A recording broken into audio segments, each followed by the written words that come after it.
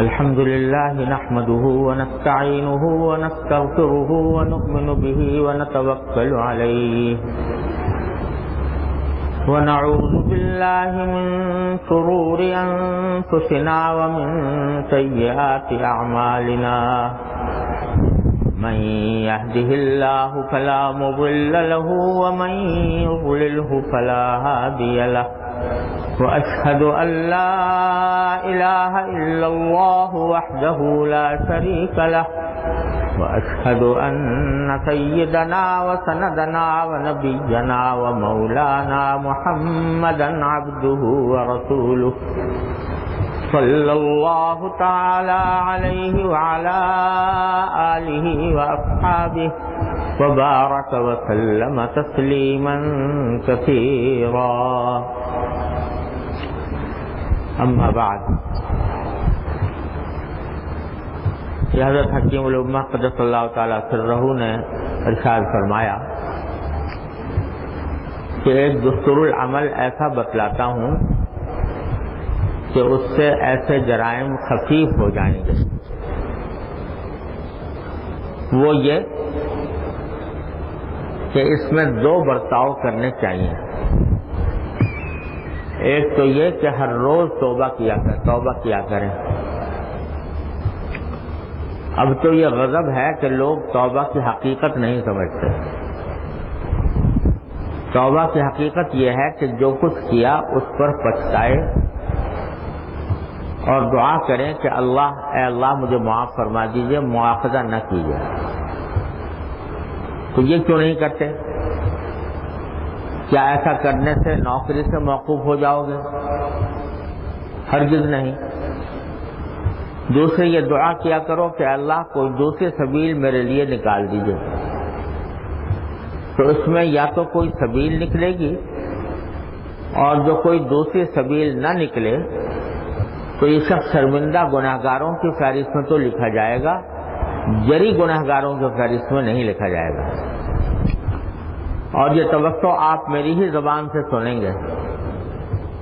اور اس توقع میں راز شرعی یہ ہے کہ اگر چھوڑنے پر مجبور کیا جائے تو شاید اس کو چھوڑ کر اس سے بھی زیادہ کسی گناہ شدید میں مبتلا ہو جائے.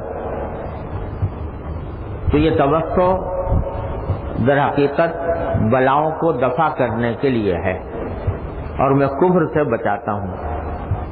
کیونکہ جب آدمی نادار ہو جاتا ہے تو خدا جانے کیا کیا اس کو سوچتا ہے. حضرت والا قدس اللہ تعالیٰ سرہ نے اس ارشاد میں خاص طور پر ان لوگوں کے لیے ایک اہم ہدایت دی ہے جو کسی گناہ میں مبتلا ہیں اور اس کے گناہ ہونے کا احساس بھی ہے مگر چھوٹ نہیں رہا. کسی وجہ سے گناہ چھوٹ نہیں رہا. اور حقیقت میں یہ بات جو ارشاد فرمائی ہے یہ خاص طور پر ان لوگوں کے لیے ارشاد فرمائی ہے کہ جن کا ذریعہ آمدنی ہی پرستر و حرام ہے. کوئی شخص ہے وہ اس کا کاروبار سود کا ہے اور سود ہی میں دن رات ملوث ہے، اسی کا کاروبار کر رہا ہے. آج کل اللہ بچائے بینکوں کے ملازمین ہیں تو اس میں یہی صورت ہوتی ہے کہ سارا کاروبار سود کا ہے، حرام کاموں کا ہے، اس میں آدمی پھنسا ہوا ہے. اب احساس تو پیدا ہو گیا کسی طرح کہ یہ گناہ ہے، لیکن چھوڑنے کی ہمت نہیں ہو رہی. وہ نوکری چھوڑنے کی ہمت نہیں ہو رہی. اس لیے نہیں ہو رہی کہ یہ خیال ہے کہ نوکری چھوڑ دوں گا تو کھاؤں گا کہاں سے. تو ویسے تو جو اس مجبوری کی وجہ سے کوئی حرام چیز حلال تو نہیں ہوتی، لیکن حضرت نے ایسے لوگوں کے لیے بھی ایک طریقہ تجویز فرمایا کہ اس طریقے پر عمل کرنے سے امید ہے کہ اللہ تبارک و تعالی اس کو یا تو چھڑوا دیں گے اور کوئی حلال ذریعہ آمدنی میسر آ جائے گا، یا کم از کم گناہ میں تخفیف ہو جائے گی، خفت ہو جائے گی۔ ویسے تو اگر کسی مفتی سے پوچھو بھائی یہ ملازمت حلال ہے حرام ہے، تو وہ فتویٰ کیا دے گا؟ حرام ہے۔ اور جب حرام ہے تو اس کو مطلب یہی ہے کہ فوراً چھوڑ دو۔ اور ایسے بعض اہمت والے بھی ہوتے ہیں کہ جو اللہ تعالیٰ کے اوپر بھروسہ کر کے چھوڑ دیتے ہیں کہ جو کچھ بھی گزرے گی گزر جائے گی۔ جب اللہ تعالیٰ نے ایک چیز کو حرام قرار دیا ہے تو ہم کیوں اس کے اوپر عمل کریں، فوراً چھوڑ دیتے ہیں۔ اللہ تعالیٰ ایسے لوگوں کے اوپر جو اللہ پر بھروسہ کر کے چھوڑتے ہیں، اللہ تعالیٰ ان کے لیے کوئی راہ نکال ہی دیتے ہیں۔ تھوڑی بہت تکلیفیں بھی آتی ہیں، پریشانیاں بھی آتی ہیں، لیکن وہ تیار ہوتے ہیں اس کام کے لیے کہ ہاں پریشانیاں آئیں گی تو آنے دو، میں تو اللہ کے لیے چھوڑ رہا ہوں۔ ایسی مثالیں بہت خاصی ہیں، خود میرے اپنے تجربے میں ہیں۔ ایک مرتبہ ایک صاحب میرے پاس آئے، بہت عرصے پہلے کی بات ہے، اور آ کر پوچھنے لگے کہ انشورنس کا کاروبار جو ہوتا ہے وہ حلال ہے کہ حرام ہے؟ اور وہ ایک ایسے صاحب تھے کہ جنہوں نے اپنی ساری تعلیم ہی، ایک خاص شعبہ ہوتا ہے تعلیم کا جو خاص انشورنس ہی کے لیے حاصل کیا جاتا ہے، اسی کے اندر کمال پیدا کیا جاتا ہے، ایکچوری اس کو کہتے ہیں۔ تو اس زمانے میں پاکستان کے اندر اکا دکا ایک دو ہی کوئی ہوں گے جنہوں نے یہ تعلیم حاصل کی ہوگی۔ تو وہ آ کر پوچھنے لگے کہ مجھے یہ پوچھنا ہے کہ بہت بعض لوگ کہتے ہیں کہ حلال ہے، بعض کہتے ہیں حرام ہے، تو یہ حرام ہے یا نہیں ہے؟ اور میں انشورنس کمپنی میں کام کرتا ہوں، نوجوان آدمی تھے۔ میں نے کہا بھائی حرام ہے، ناجائز ہے۔ باقی پھر میری ملازمت جو ہے وہ، میں نے کہا بھائی ملازمت بھی ناجائز ہے، لیکن ہمارے بزرگوں نے یہ کہا ہے کہ بھئی ایسے موقع پر آدمی کو یہ کرنا چاہیے کہ توبہ استغفار بھی کرتا رہے اور کوئی دوسری ملازمت تلاش کرے، اس طرح تلاش کرے جیسے بے روزگار آدمی تلاش کرتا ہے، اور جب مل جائے تو چھوڑ دے، اس وقت تک استغفار کرتا رہے۔ تو وہ نوجوان آدمی تھے، مجھ سے کہنے لگے میں آپ سے فتویٰ پوچھنے آیا ہوں، مشورہ لینے نہیں آیا، فتویٰ پوچھنے آیا ہوں کہ حلال ہے یا حرام ہے۔ میں نے کہا یہ فتویٰ تو یہ کہ حرام ہے۔ تو کہا پھر مجھے مشورے کی ضرورت نہیں، جب حرام ہے تو حرام ہے، آج سے چھوڑ دیا، فوراً چھوڑ دیا۔ تو ایسے ہمت والے بھی ہوتے ہیں اللہ تبارک و تعالیٰ کے بھروسے پر کرنے والے۔ الحمدللہ پھر بعد میں معلوم ہوا کہ اللہ نے ان کو کوئی دوسرے ذرائع پیدا فرما دیا، حالانکہ وہ سارا علم اسی کا حاصل کیا تھا، لیکن اللہ کے نام پر چھوڑ دیا۔ اللہ تعالیٰ نے نوازا بعد میں بہت۔ ایسے ہمت والے بھی ہوتے ہیں، لیکن چونکہ ہر ایک کا یہ حوصلہ نہیں ہوتا، ہر ایک میں اتنی ہمت نہیں ہوتی، ہر ایک میں اتنا توکل نہیں ہوتا۔ پریشانیاں مصیبتیں آتی ہیں تو اس صورت میں بعض اوقات اس سے زیادہ کسی خراب بات میں مبتلا ہو جاتا ہے۔ تو اس واسطے حضرت فرماتے ہیں کہ بعض اوقات اگر کسی آدمی کو مجبور کیا جائے کہ فوراً چھوڑ دو، اور اسے چھوڑ دیا، اور ایسے میں کبھی آزمائشیں بھی آتی ہیں، کوئی آزمائش آ گئی، پریشانی لائق ہو گئی تو اللہ بچائے بعض اوقات کفر تک نوبت پہنچ جاتی ہے کہ لو بھائی میں نے اللہ کے واسطے چھوڑا، میں نے میرے لیے کوئی انتظام نہیں کیا، معاذ اللہ کے ساتھ شکوہ پیدا ہو گیا، اللہ تبارک و تعالیٰ کی تقدیر کے اوپر اعتراض پیدا ہو گیا، کفر تک نوبت پہنچ گئی۔ اس واسطے حضرت فرماتے ہیں کہ عام آدمی جس کے اندر اتنی قوت طاقت نہیں ہے، تو میں اس کے لیے یہ بتاتا ہوں کہ بھائی دو کام کرو، ایک توبہ، ایک دعا اور کوشش۔ توبہ یہ کہ روزانہ توبہ کر لیا کرو، یا اللہ میں کر تو رہا ہوں یہ, لیکن ہے خراب بات, غلط بات, پچھتاتا ہوں اور اس کے اوپر شرمندہ ہوں, اپنی رحمت سے مجھے معاف فرما دیجئے, توبہ کرو. اور ساتھ میں دعا کہ یا اللہ میرے لیے کوئی سبیل پیدا فرما دیجئے ایسی کہ جس کے ذریعے میں اس گناہ سے بچ جاؤں اور مجھے ضرور کوئی آمدنی حلال حاصل ہو جائے. حضرت فرماتے ہیں کہ یہ عمل تو کر لے کم سے کم, اور پھر تلاش میں رہے کہ کوئی اللہ تعالیٰ کوئی حلال راستہ پیدا فرما دے. تو کیا ہوگا؟ دعا. پہلی بات تو یہ کہ دعا قبول ہو گئی, انشاءاللہ اللہ تعالیٰ کوئی راستہ پیدا فرما دیں گے. جو کوششیں کر رہے ہو اس میں اللہ تعالیٰ برکت عطا فرما دیں گے. اور اگر بالفرض نہیں بھی ہوئی, خصوصی نہیں ملی, تب بھی گناہ گاروں کی دو قسمیں ہیں حضرت فرماتے ہیں.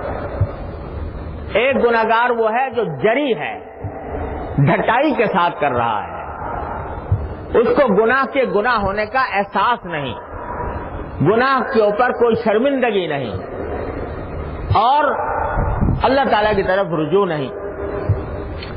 یہ بڑے خطرناک گناہ ہے, اس کی معافی کی امید بہت کم ہے. لیکن ایک گناہ گار وہ ہے کہ گناہ تو کر رہا ہے لیکن ساتھ ہی شرمندہ بھی ہے, پچھتا بھی رہا ہے, اللہ تعالیٰ کے سامنے حاضر ہو کر معافی بھی مانگ رہا ہے کہ یا اللہ مجھ سے چھوٹ تو نہیں رہا لیکن میں معافی مانگتا ہوں, مجھے اپنے رحمت سے مجھے معاف فرما دیجیے. تو یہ دوسری قسم جو ہے گناہ کی یا گناہ گار کی, جو جری نہیں ہے گناہ کے اوپر, بلکہ وہ اللہ تبارک و تعالیٰ کے ساتھ طرف رجوع کر رہا ہے, تو شرمندہ گناہ گار ہے, شرمندگی کے ساتھ کر رہا ہے. تو اس ایسے گناہ میں بھی تخفیف ہو جاتی ہے اللہ تبارک و تعالیٰ سے. جو جری ہے اور ڈٹائی کے ساتھ کر رہا ہے, اللہ بچائے, اس کا عذاب سخت ہے, اور جو شرمندگی کے ساتھ کر رہا ہے تو اس کی گناہ میں, اس کے گناہ میں خفت آ جاتی ہے. لہذا حضرت فرماتے ہیں کہ اس میں کم از کم اتنا کرے آدمی کہ اللہ تعالیٰ کی طرف رجوع کرتا رہے اور توبہ کرتا رہے اور دعا مانگتا رہے, یا اللہ مجھے اس سے نکال دیجیے, اور کوشش بھی کرے. تو اس کے نتیجے میں اس کی ہر حالت میں یہ معاملہ خفیف ہوگا اس کے مقابلے میں جو بے دھڑک کیے جا رہا ہے. یہ بات تو حضرت نے فرمائی ہے ان لوگوں کے لیے جن کا ذریعہ آمدنی حلال نہیں ہے, ان کے سیاق میں فرمائی. لیکن یہ بات سچ ہے اور برحق ہے اور مفید ہے ہر قسم کے گناہوں کے لیے. گناہ اللہ بچائے ایک مصیبت ہے, اللہ تعالیٰ ہر مسلمان کو کی اس سے حفاظت فرمائے. اس کی بعض قسمیں تو ایسی ہوتی ہیں کہ جو محض بے دھیانی کی وجہ سے, توجہ نہ ہونے کی وجہ سے آدمی اس میں مبتلا ہو رہا ہے, تو وہ تو آدمی کو چاہیے کہ فوراً چھوڑ دے. اس میں تو چھوڑنے میں کوئی دقت کوئی پریشانی نہیں ہے, ان کو تو فوراً ہی چھوڑنا چاہیے. لیکن بعض گناہ ایسے ہوتے ہیں کہ کسی وجہ سے انسان اس کو چھوڑ نہیں پا رہا,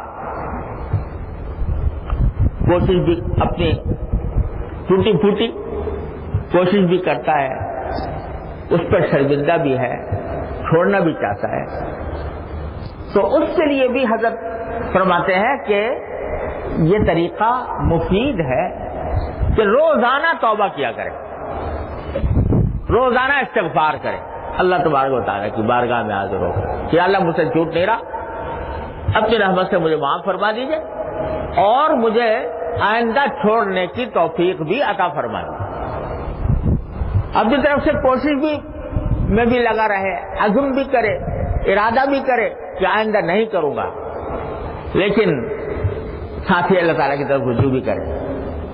تو یہ رجوع کرنے والا جو توبہ کیے جا رہا ہے روزانہ, اپنے اللہ تبارک و تعالیٰ کی بارگاہ میں استغفار بھی کر رہا ہے، اللہ تعالیٰ سے مغفرت بھی مانگ رہا ہے، تو یہ خالی نہیں جائے گا انشاءاللہ۔ یا تو ایک نہ ایک دن وہ گناہ چھوٹے گا اللہ تعالیٰ کی توفیق سے، یا کم از کم گناہ میں تخفیف ہوگی۔ اس لیے حضرت فرماتے ہیں کہ یہ روزانہ توبہ اور استغفار کرنے کا معمول بنانا چاہیے ہم سب کو، اس واسطے کہ کون ہے جو یہ کہے کہ میں بالکل گناہوں سے پاک ہوں۔ ہر ایک انسان سے کسی نہ کسی وقت کو نہ کوئی گناہ سرزد ہوتا رہتا ہے، اور اس میں بعض گناہ تو ایسے ہوتے ہیں کہ وہ اس لیے سرزد ہوتے ہیں کہ ان کے گناہ ہونے کا علم ہی نہیں، پتہ ہی نہیں کہ یہ چیز یہ کام گناہ ہے۔ ایسے بہت سے ہیں اور ہمارے معاشرے میں بہت پھیلے ہوئے ہیں۔ مثلا مثال یہ ہے کہ کسی شخص کی کوئی بات نقل کی کہ اس نے یوں کہا تھا، پچھلی بیان میں بھی میں نے عرض کیا تھا، اور اپنی طرف سے اس میں کوئی تصرف کر دیا، ٹھیک سے سنا نہیں، اور جب ٹھیک سے سنا نہیں تھا تو اس کو آگے بیان کرنا جائز نہیں تھا۔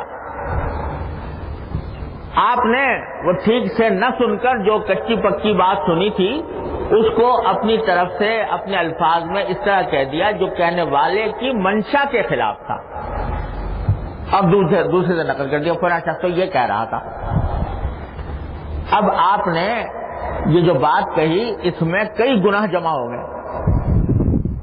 ایک گناہ غلط بیانی کا، کیونکہ جو بات آپ نے اس کی طرف منسوب کی ہے وہ حقیقت میں اسے نہیں کہی تھی، غلط بیانی۔ دوسرے بہتان، اگر وہ کوئی ایسی بات ہے کہ جس سے جو وہ اپنی طرف منسوب کرنا پسند نہیں کرتا تو بہتان ہو گیا، آپ نے اس کے سر ایک بہتان جوڑ دیا کہ اس نے فلاں بات کہی تھی۔ یہ دو گناہ جو بڑے بڑے کبیرہ گناہ ہیں وہ اس میں داخل ہو گئے۔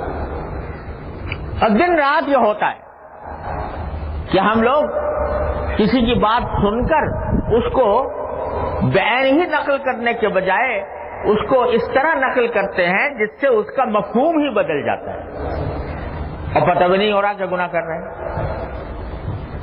کسی کو احساس بھی نہیں ہوتا کہ میں نے کوئی گناہ کیا، بس چند گناہ سمجھ رکھے ہیں کہ یہ ہے گناہ واقعتاً، اور اس قسم کی چیزوں کی طرف دھیان ہی نہیں ہوتا۔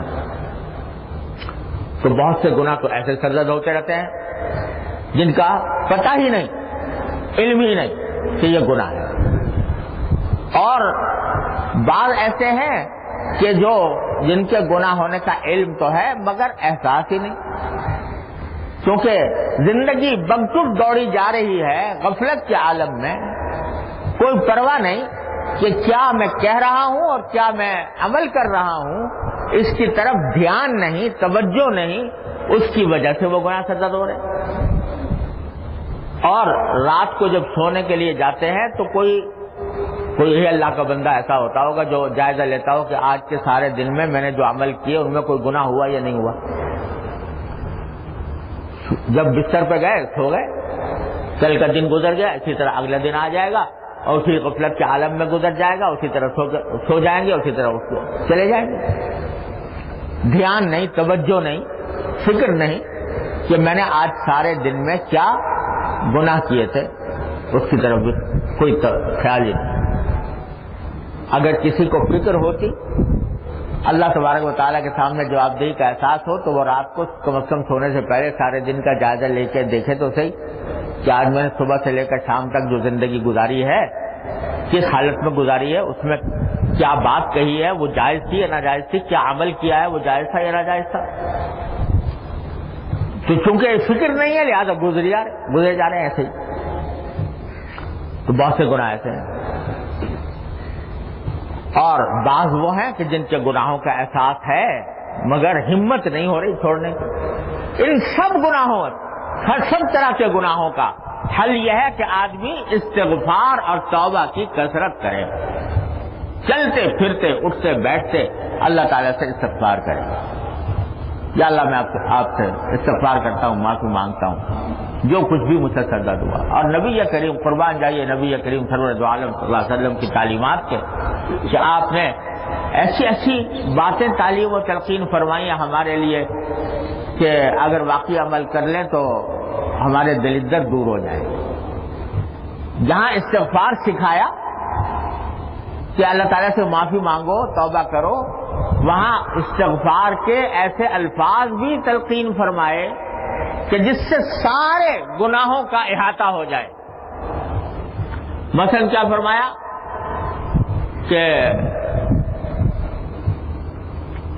رب اغفر وارحم واعف عنا وتکرم وتجاوز عما تعلم انک تعلم ما لا نعلم انک انت الاعز الاکرم۔ یہ وہ دعا ہے عام طور سے جب صحیح کرتے ہیں عمرے میں یا حج میں صفا مروہ کے درمیان، تو ایک جگہ ایسی آتی ہے جہاں 2 ستون لگے ہوئے ہیں جس میں دوڑ ذرا نسبتاً دوڑ کر ان کو طے کیا جاتا ہے، تو اس وقت میں نبی کریم صلی اللہ علیہ وسلم سے منقول ہے کہ آپ یہ دعا کیا کرتے تھے، کیا؟ رب اغفر وارحم، اے اللہ میری مغفرت فرمائیے، مجھ پر رحم فرمائیے، اور واعف عنا وتکرم، اور ہمیں معاف فرما دیجئے، اپنا کرم ہم پر فرما دیجئے، وتجاوز عما تعلم، اور اے اللہ ان گناہوں سے درگزر فرمائیے، یعنی معاف فرما دیجئے ان گناہوں کو جو آپ کے علم میں ہیں، میرے گناہ جو آپ کے علم میں ہیں، فإنک تعلم ما لا نعلم، کیونکہ آپ وہ چیزیں جانتے ہیں جو ہم نہیں جانتے۔ تو یہ تلقین فرمائی کہ جب استغفار کرو تو ان گناہوں سے بھی کرو جن کے گناہ ہونے کا تمہیں علم ہے، اور ان گناہوں سے بھی کرو جن کے گناہ ہونے کا تمہیں علم نہیں، اللہ تعالیٰ کو علم ہے۔ تو یہ اگر آدمی روزانہ یہ اہتمام کر لے کہ یا اللہ پتہ نہیں مجھ سے کتنے گناہ ہوتے ہوں گے یا ہوئے ہوں گے، اے اللہ اپنے فضل و کرم سے سب معاف فرما دیجئے، وہ گناہ بھی جن کا گناہ ہونا میرے علم میں ہے، اور وہ گناہ بھی جن کا گناہ ہونا میرے علم میں نہیں، اپنی رحمت سے معاف فرما دیجئے، اس کا اہتمام کر لیں۔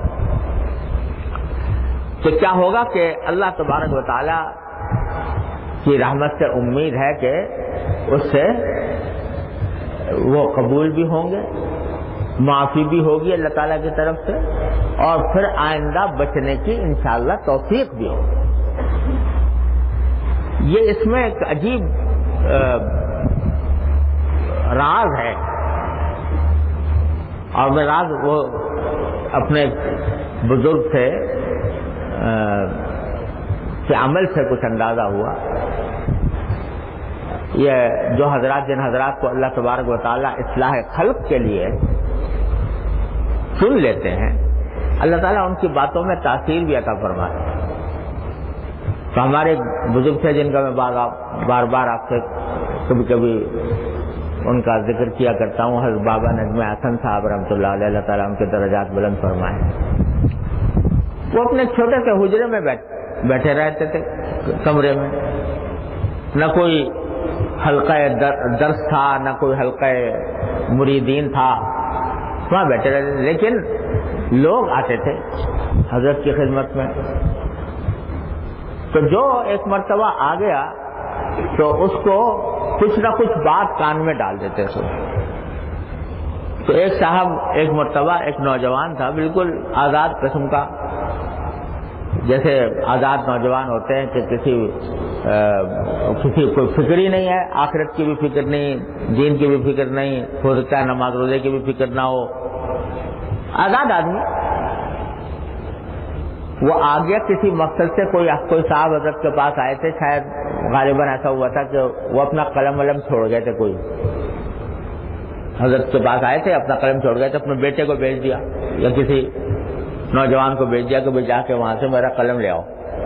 یہ قلم لینے آ گئے، تو اس لیے نہیں آیا تھا کہ حضرت سے کوئی استفادہ کرے گا یا حضرت کی کوئی نصیحت سنے گا یا حضرت کی کوئی بات سنے گا یا کوئی اپنی اصلاح کرائے گا، ایسے ہی باپ نے بھیج دیا یا اس نے کسی آدمی نے کہ جا کے قلم لے آؤ، تو وہ قلم لینے کے لیے حضرت کے پاس پہنچا کہ حضرت وہ میرے فلاں بھول گئے تھے، وہ دے دیجیے۔ حضرت نے وہ قلم کو دے دیا اور کہا بیٹا ایک بات سن لو۔ تو وہ بیٹھ گیا کہ دیکھو لوگ دین کو بہت مشکل سمجھتے ہیں، دین پر عمل کرنے کو لوگ بہت مشکل سے، ارے کچھ بھی مشکل نہیں ہے، بس رات کو بیٹھ کے توبہ کر لیا کرو، رات کو بیٹھ کے توبہ کر لیا کرو، بس یہ ایک بات اس کے کان میں ڈال، رات کو بیٹھ کے توبہ کر لیا کرو۔ اللہ والے کے دل سے نکلی ہوئی بات پتہ نہیں کس اخلاص کے ساتھ، کس درد کے ساتھ فرمائی تھی، اس کے اوپر نوجوان کے اوپر اثر ہو گیا۔ اور بعد میں اب قدیم زمانے کی بات ہو گئی، مجھے تفصیلات بھی پوری طرح یاد نہیں رہی، لیکن اتنی بات یاد ہے کہ اس ایک جملے نے اس نوجوان کی کایا پلٹ دی اور انقلاب آ گیا۔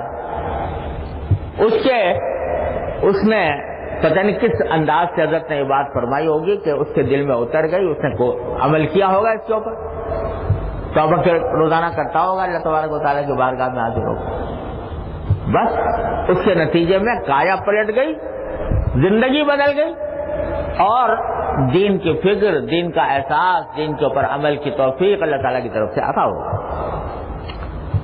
تو یہ جو حضرت فرما رہے ہیں ایسی معمولی بات نہیں ہے کہ روزانہ توبہ کر لیا کرو، یہ معمولی بات اس لیے نہیں ہے کہ توبہ کے معنی کیا ہے ذرا سمجھیے۔ توبہ کے جو لفظی معنی ہے لغت میں اگر دیکھو، تابہ یتوب، اس کے لفظی معنی ہوتے ہیں لوٹنا، لوٹنا۔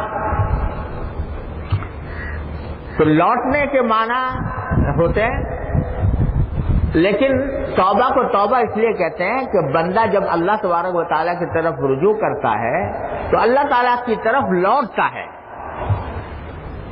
دنیا کے کاروبار میں مگن ہے، دنیا ہی کی فکر میں مبتلا ہے اور اسی میں لگا ہوا ہے دن رات۔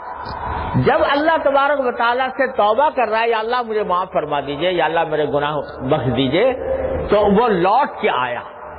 کہاں سے لوٹ کے آیا؟ دنیا کی زندگی سے، گناہ کی زندگی سے، غفلت کی زندگی سے لوٹ کر آیا اور اللہ تبارک و تعالیٰ کی طرف رجوع کیا، یہ ہے توبہ۔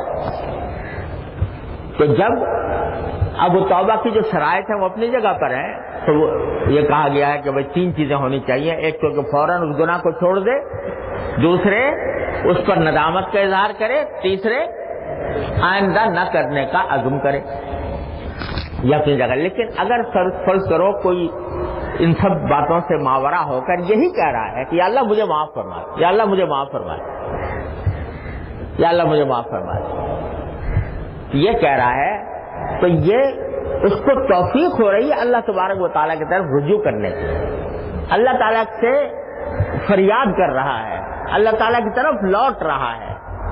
تو یہ رجوع اللہ ایسی چیز ہے کہ جب یہ رجوع اللہ بار بار ہوگا تو اس کے نتیجے میں اللہ تعالیٰ کے ساتھ تعلق مضبوط ہوگا، اس کے نتیجے میں جو غفلت چھائی ہوئی ہے دل و دماغ کے اوپر، وہ غفلت دور ہوگی، اس میں کمی آئے گی اور رفتہ رفتہ وہ دور ہوگی، اللہ تعالیٰ کی طرف رجوع کا جذبہ بڑھے گا، اللہ تعالیٰ کے ساتھ تعلق مضبوط ہوگا، اور سارے گناہوں کی جڑ ہوتی ہے اللہ تعالیٰ کے تعلق کا کمزور پڑ جانا۔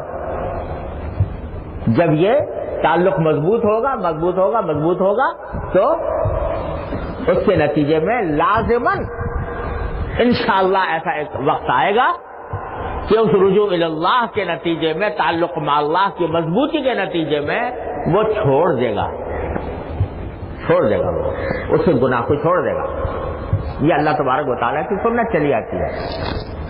اور اگر فرض کرو خدا نہ کرے رہا، تو کم از کم اللہ تعالیٰ کی بارگاہ میں کہہ تو سکے گا یا اللہ میں توبہ کرتا تھا، استغفار کرتا تھا اور دعا بھی مانگتا تھا کہ یا اللہ مجھے چھڑوا دیجئے، تو میں آپ کی طرف رجوع کرتا تھا، اس واسطے مجھے عذاب نہ دیجیے، مجھ سے مواخذہ نہ فرمائیے، یہ کہنے کی پوزیشن میں تو ہوگا کم سے کم۔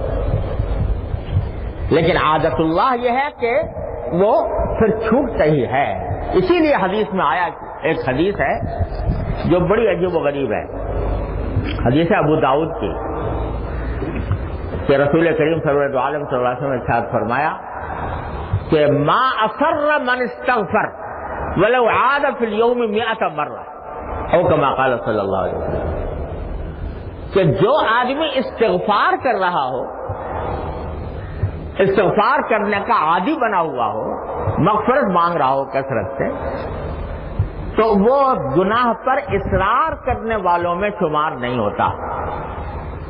وَإِنْ عَادَ فِي الْيَوْمِ 100 مرہ، چاہے دن میں 100 مرتبہ اس نے گناہ دوبارہ کیے ہوں، پھر بھی اس کو اصرار کرنے والوں میں شمار نہیں کرتا اللہ تعالیٰ۔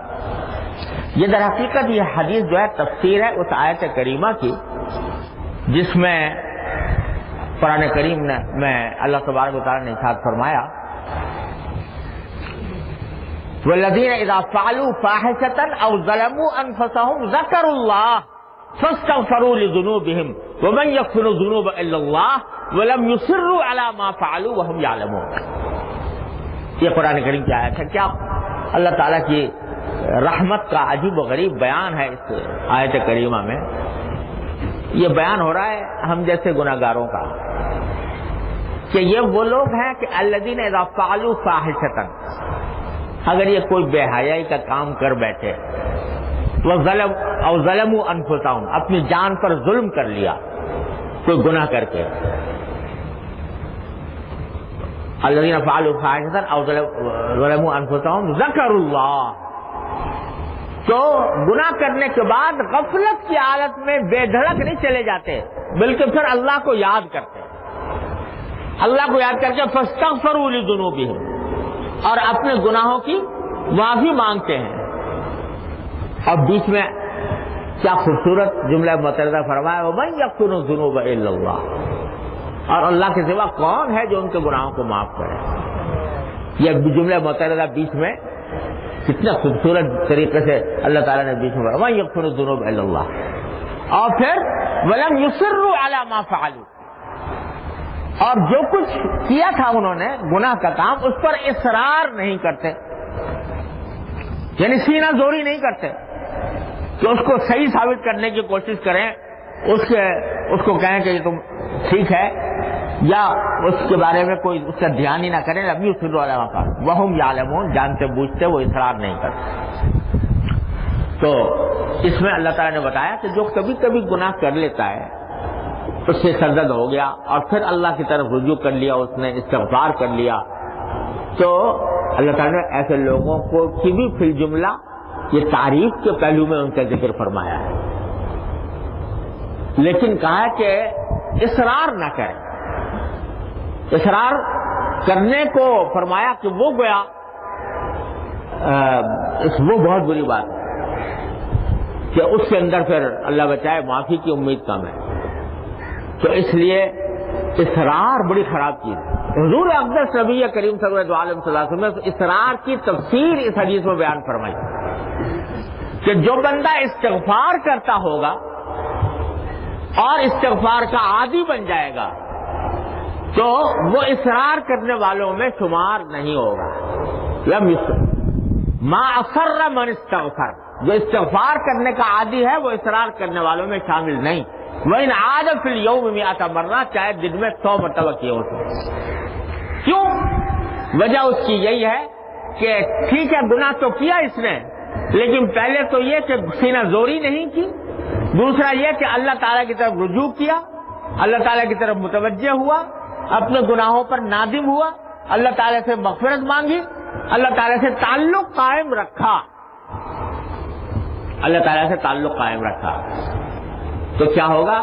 اللہ تبارک و تعالیٰ اس تعلق کے قائم رہنے کی وجہ سے، اس کی برکت سے اللہ تبارک و تعالیٰ اس کو نہ صرف یہ کہ معاف فرما دیں گے انشاءاللہ، بلکہ پھر آگے اس کو بچنے کی بھی توفیق عطا فرمائیں گے انشاءاللہ۔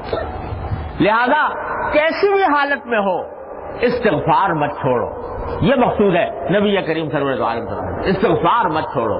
خود نبی کریم سرور دو عالم صلی اللہ علیہ وسلم فرماتے ہیں کہ میں دن میں 70 مرتبہ استغفار کرتا ہوں۔ وہ ذات جو گناہوں سے پاک ہے، معصوم ہے، وہ فرماتے ہیں کہ میں 70 مرتبہ استغفار کرتا ہوں اللہ تبارک و تعالیٰ کی بارگاہ میں۔ تو استغفار کو چھوڑو نہیں، کیے جاؤ تو اللہ تبارک و تعالیٰ اس کی برکت سے جن گناہوں میں مبتلا ہو ان کو چھڑوا بھی دیں گے انشاءاللہ تعالیٰ۔ پہلے تو ذرا جائزہ لو اپنی زندگی کا، صبح شام تک کی زندگی کا تنقیدی جائزہ لو، خود اپنے اوپر تنقید کرو کہ یوں سمجھو جیسے قیامت برپا ہے اور میں اللہ تبارک و تعالیٰ کی بارگاہ میں پیش ہوں اور میرے یہ اعمال سامنے آ رہے ہیں، تو جائزہ لو کہ کہاں کہاں میں غلطیاں کرتا ہوں، کہاں کہاں مجھ سے گناہ ہوتے ہیں۔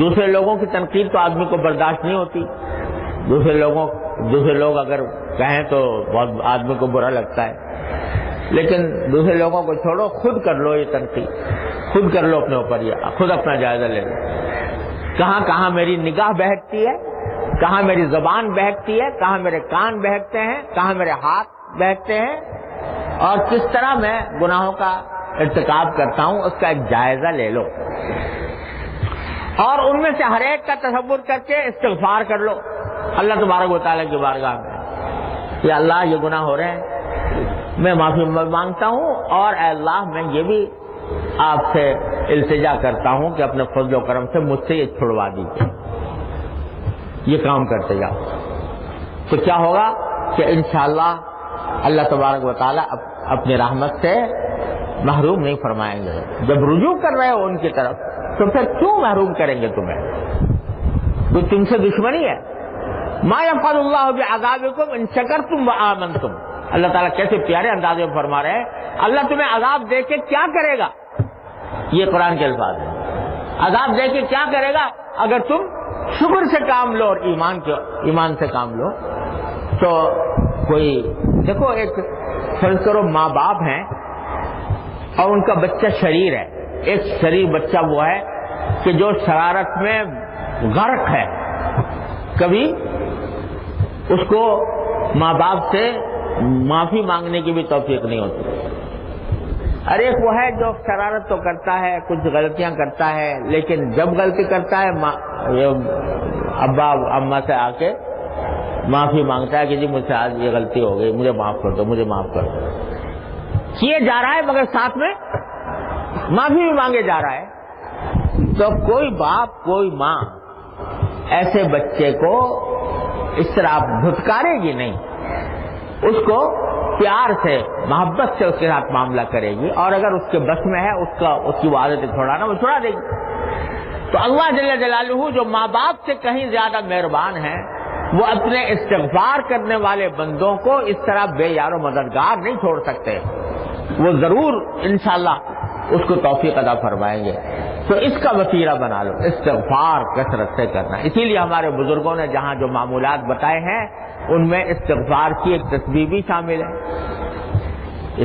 لیکن یاد رکھو ایک استغفار کی تسبیح تو معمول کے طور پر ہوتی ہے، اس میں بعض اوقات دھیان بھی نہیں جاتا، خیال بھی نہیں ہوتا، لیکن چلتے پھرتے اٹھتے بیٹھتے استغفار کی عادت ڈالو، اور رات کو سونے سے پہلے اللہ تبارک و تعالیٰ کی بارگاہ میں کہ یا اللہ صبح سے لے کر شام تک جو میرا وقت گزرا ہے اس میں نہ جانے کتنے گناہ مجھ سے ہوئے ہوں گے، اے اللہ اپنے فضل و کرم سے مجھے معاف فرما دیجئے اور ان سے آئندہ بچنے کی توفیق عطا فرمائے۔ یہ استغفار کر کے اللہ تعالیٰ کی طرف رجوع کر کے سو جاؤ۔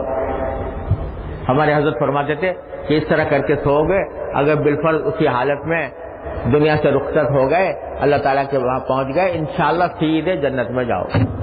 اللہ تبارک و تعالیٰ اپنے فضل و کرم سے ہم سب کو اس پر عمل کی توفیق عطا فرمائے۔ اللهم صل على سيدنا مولانا محمد وعلى ال محمد كما صليت على ابراهيم وعلى ال ابراهيم انك حميد مجيد۔ ربنا ظلمنا انفسنا وان لم تغفر لنا وترحمنا لنكونن من الخاسرين۔ ربنا آتنا فی الدنیا حسنۃ وفی الآخرۃ حسنۃ وقنا عذاب النار. یا اللہ اپنے فضل و کرم سے ہمارے تمام گناہوں کو معاف فرما دے. یا اللہ ہماری مکمل مغفرت فرما, ہماری شامت اعمال کو اپنے فضل و کرم سے دور فرما. یا اللہ تمام حاضرین و حاضرات کو ان کے تمام جائز مقاصد میں اپنے فضل و کرم سے کامیابی عطا فرما. جن جن لوگوں نے ہم سے جس دعا کے لیے کہا ہے یا اللہ اپنی رحمت سے اس دعا کو پورا قبول فرما لیجئے, اس کی مراد پوری فرما دیجئے. یا اللہ اللہم انا نسألک من خیر ما سألک من عبدک و نبیک سیدنا محمد صلی اللہ علیہ وسلم ونعوذ بک من شر ما استعاذک من عبدک و نبیک سیدنا محمد صلی اللہ علیہ وسلم.